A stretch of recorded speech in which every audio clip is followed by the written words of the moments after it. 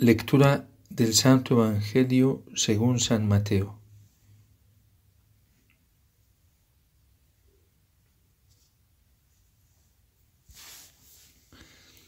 Libro del origen de Jesucristo, hijo de David, hijo de Abraham. Abraham engendró a Isaac, Isaac engendró a Jacob, Jacob engendró a Judá y a sus hermanos. Judá engendró de Tamar a Farés y a Sará. Farés engendró a Herrón, Herrón engendró a Arán, Arán engendró a Aminadab, Aminadab engendró a Nasón, Nasón engendró a Salmón, Salmón engendró de Rahab a Booz, Booz engendró de Ruth a Obed, Obed engendró a Jesé, Jesé engendró a David el rey.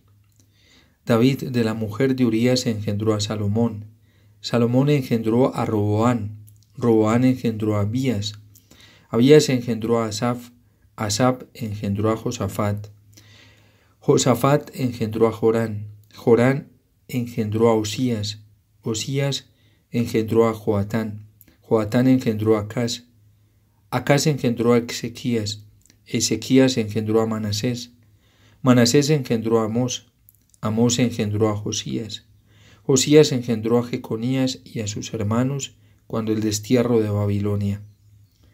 Después del destierro de Babilonia, Jeconías engendró a Salatiel, Salatiel engendró a Zorobabel, Zorobabel engendró a Abiud, Abiud engendró a Eliakim, Eliakim engendró a Azor, Azor engendró a Sadoc, Sadoc engendró a Akim, Akim engendró a Eliud, Eliud engendró a Eleazar, Eleazar engendró a Matán, Matán engendró a Jacob, y Jacob engendró a José, el esposo de María, de la cual nació Jesús llamado Cristo. Así las generaciones desde Abraham a David fueron en total 14. Desde David hasta la deportación a Babilonia, 14. Y desde la deportación a Babilonia hasta el Cristo, 14. Palabra del Señor. Gloria a ti, Señor Jesús.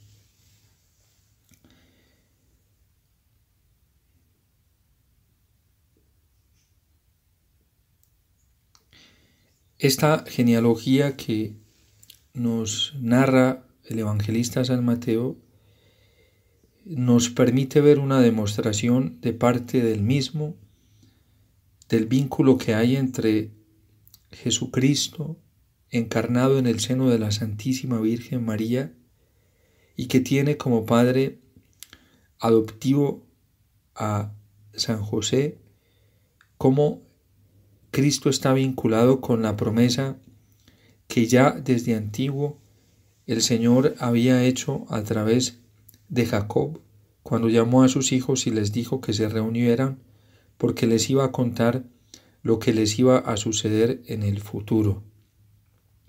Recordemos que a Jacob el Señor le hace una promesa y le dice que ya no se llamará Jacob, sino que se llamará Israel, porque sobre él recaerá la promesa que ya le había hecho también el Señor a Abraham de separarse a una nación, de separarse un pueblo grande, y en sus hijos, que luego se llamarán las 12 tribus de Israel, o más bien las 12 tribus de Israel llevarán los nombres de los 12 hijos de Jacob, se cumple esta promesa. El proceso evolutivo de los elegidos de Dios empiezan desde Adán, cuando Dios le proporciona a Adán una mujer, de ellos nacen unos hijos y Dios instituye la primera familia. De esa familia luego Dios va a conformar un grupo, una comunidad de personas, que es el grupo que camina con Abraham, y en Abraham vemos una familia mucho más grande. Después de pasar de ser familia, de ser un grupo nómada, luego ese grupo se convierte en un pueblo, y luego de ser pueblo se convierte en una gran nación, con un monarca, con un gobernante, con un rey, que es el rey David. Con el rey David se pueden contemplar las promesas hechas de parte de Dios, promesas cumplidas a Abraham, a Jacob, a Isaac, y luego pues también en la época de los jueces. Dios siempre le hizo promesas al pueblo, Dios siempre le hizo promesas a sus elegidos, y a lo largo de la historia, a medida que va corriendo el tiempo, pues los judíos, los hebreos, el pueblo elegido, puede verificar, mirando su pasado, mirando su historia, que Dios es fiel a lo que promete, que Dios siempre cumple lo que promete.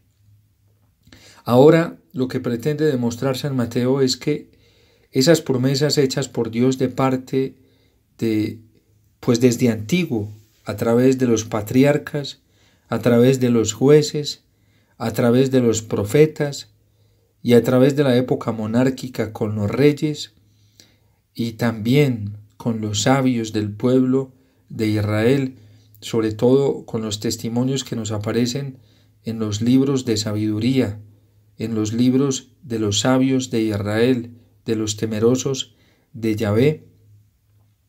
Con todas esas promesas que Dios hizo desde antiguo, San Mateo nos pretende demostrar que Dios ha cumplido, que en Cristo, descendiente de David, descendiente legítimo de Abraham, se cumple la promesa mesiánica hecha por Dios a lo largo de la historia, a lo largo de los tiempos. La primera enseñanza que podemos sacar de aquí, y digamos que va a ser nuestro punto de partida en esta reflexión, es que Dios siempre es fiel a lo que promete. Es que Dios cumple lo que promete. Es que Dios tiene también la capacidad, el poder, la omnipotencia de realizar lo que un día dijo con su palabra. Es decir, en pocas palabras, nos enseña el Catecismo de la Iglesia Católica que en Dios hay coherencia, es decir, en Dios hay verdad y Dios no engaña. Dios siempre es fiel y Dios siempre cumple lo que promete. Este es un mensaje muy profundo y muy hermoso para nosotros en este tiempo de Adviento, cuando en realidad la humanidad se hace tantas preguntas. Cuando el hombre se hace tantas preguntas sobre el sentido de su vida, sobre el futuro de su vida, cuando dentro de la Iglesia misma hoy nos hacemos tantas preguntas sobre el futuro de la Iglesia y cuál va a ser el camino final de la Iglesia, en qué va a parar toda esta crisis que vivimos internamente dentro de la Iglesia. Cuando hoy al interno de la familia surgen muchísimas preguntas sobre el futuro de la familia y qué es lo que va a pasar con la familia y en qué va a terminar esta crisis que vive la familia. Cuando hoy nos hacemos tantas preguntas al interno de la vida consagrada y nos preguntamos ante esta crisis tan terrible que vive la vida consagrada, en la crisis que viven tantos religiosos y religiosas, ¿qué es lo que va a pasar? ¿Cuál va a ser el futuro de la vida consagrada? Cuando hoy nos hacemos tantas preguntas dentro de la misma jerarquía de la Iglesia, en la realidad que vivimos tantos sacerdotes, que vive la vida sacerdotal, con esta crisis tan tremenda que se vive al interno de la Iglesia, en la vida sacerdotal, hoy también nosotros nos preguntamos qué es lo que va a suceder en realidad con la vida sacerdotal, con la jerarquía de la Iglesia. Cuando vemos a las naciones dentro de este caos tan terrible, donde hoy hay rumores de guerra por toda parte, donde hay tantas catástrofes naturales, en donde hay donde pues pulula la crisis económica, en donde hoy el hambre ya es una realidad y comienza a crecer en toda la humanidad, en donde el futuro es incierto para todo el mundo, el futuro es incierto para toda la Iglesia, el futuro es incierto para la humanidad misma, nos hacemos la pregunta de qué es lo que va a pasar. Hoy la liturgia de la palabra y la Iglesia, valiéndose de la palabra misma del Señor, en boca de Jacob, nos llama a nosotros sus hijos y nos dice, nos reúne para contarnos lo que va a suceder en el futuro. Ese es el sentido profundo de la liturgia en este tiempo de Adviento. Podemos ver y contemplar a nuestro Padre del Cielo que nos convoca en la Iglesia, y en la Iglesia nos habla, como lo hizo Jacob con sus hijos. Primero nos reúne, nos convoca en torno a Él. Y esa es la tarea de la Iglesia. La Iglesia no tiene ninguna otra tarea más que reunirnos, convocarnos, llamarnos, agruparnos. No para escucharla a ella, sino para escuchar a Dios a través de ella, porque al fin de cuentas la Iglesia se sabe un medio, un instrumento de Dios. Y por eso nos agrupa dentro de ella, dentro de su corazón maternal, para contarnos lo que va a suceder en el futuro. Y por eso la Iglesia nos dice agrupaos y escuchemos a Dios. Jacob es una figura, o también podemos decir una prefiguración o una imagen del Padre Celestial, que hoy nos reúne en la Iglesia y nos dice: a ti, Judá, te alabarán tus hermanos. Pondrás tu mano sobre la cerviz de tus enemigos. Se postrarán ante ti los hijos de tu Padre. En primer lugar, tenemos que reconocer que la promesa está hecha sobre Judá. Y tenemos que darnos cuenta que Judá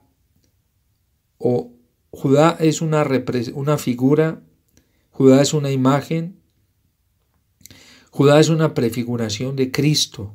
De hecho, a Cristo se le llama el león de la tribu de Judá, de la descendencia de David, como nos lo dice el libro del Apocalipsis.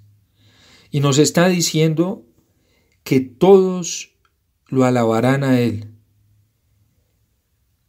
que Él pondrá la mano sobre la cerviz de sus enemigos y se postrarán ante Él los hijos de Dios. ¿Qué va a pasar en el futuro? Aquello que le decía el Señor a través del arcángel San Gabriel a la Santísima Virgen María. No temas, María. El Espíritu Santo descenderá sobre ti y el poder del Altísimo te cubrirá con su sombra. Por eso el que nacerá de ti será llamado Santo, Hijo de Dios, y reinará por los siglos de los siglos, porque Dios le entregará el trono de su padre David. ¿Qué va a pasar en el futuro? Que el Señor va a reinar, que el Señor va a tener el control de absolutamente todo, que todas las naciones, todos los pueblos terminarán postrados delante del Señor. Judá es un león agazapado. Has vuelto de hacer presa, hijo mío. Se agacha y se tumba como león o como leona. ¿Quién se atreve a desafiarlo? No se apartará de Judá el cetro, ni el bastón de mando de entre sus rodillas, hasta que venga aquel a quien está reservado y le rindan homenaje los pueblos. ¿A quién estamos esperando nosotros en realidad? Nosotros estamos esperando al Señor. Y nosotros los cristianos católicos tenemos la completa certeza, porque así nos lo dice nuestra fe y así nos lo dice nuestra esperanza, que Cristo se va a manifestar. Y por eso anhelamos la manifestación del Señor este 24 de diciembre en la noche, porque el triunfo lo va a tener solamente Él, porque el Señor reinará, porque va a ser el Señor quien nos libere, quien nos salve, Y por eso, durante estos días especiales que tenemos en el tiempo de Adviento, estas ferias privilegiadas que se comienzan a celebrar desde hoy 17 de diciembre hasta el 24 de diciembre, nosotros vamos a colocarnos dentro de esa tensión, digámoslo así, para esperar la salvación, para esperar la liberación. ¿A quién le manda a preguntar Juan Bautista al Señor? ¿Eres tú quien ha de venir o tenemos que esperar a otro? No tenemos que esperar a otro, porque será el Señor quien nos libere, será el Señor quien nos salve, será el Señor quien nos dirija, será el Señor quien asuma la responsabilidad de acompañarnos durante todo este tiempo de tribulación, este tiempo de tanta incertidumbre, este tiempo de tanta confusión, este tiempo de tanta tristeza, este tiempo de tanto dolor, este tiempo de tanto contraste, este tiempo de tanta frustración, este tiempo de desolación, este tiempo que vive la humanidad y que vive la Iglesia, de tanta prueba, este tiempo de traición, porque también hay mucha traición, tanto dentro de la Iglesia como fuera de ella. Cuando hoy nos vamos viendo cada vez más solos, cuando hoy nos vamos encontrando y topando a nuestros alrededores la deslealtad, cuando hoy nos vamos desinflando al ver el antitestimonio que hay al interno de las comunidades, de los grupos, dentro de la misma Iglesia, cuando vemos antitestimonio en la vida sacerdotal, en la vida consagrada, cuando nos vamos encontrando tantos antitestimonios en nuestras familias, cuando nos vamos encontrando con la deslealtad dentro de las mismas comunidades laicales. Hoy recibimos esta promesa del Señor, la promesa de nuestro Padre del cielo que nos dice qué es lo que va a pasar en el futuro, la promesa de nuestro Dios que nos llama a detener nuestra esperanza, nuestra ilusión, nuestros sueños en el enviado suyo, en Jesucristo nuestro Señor. Hoy el Señor nos llama a confiar más en su palabra, a estar más atentos a su palabra, a dejarnos guiar por el camino de su palabra. Lámpara es tu palabra para mis pasos, luz en mi sendero. Por eso hoy el llamado que recibimos de parte del Señor es el llamado a volver a Él, a fiarnos de su palabra, a escucharlo una y otra vez cuando nos promete tantas cosas maravillosas en su palabra, y a tener nuestra esperanza y nuestra confianza centradas en una promesa que el Señor nos está haciendo y que en realidad se va a cumplir.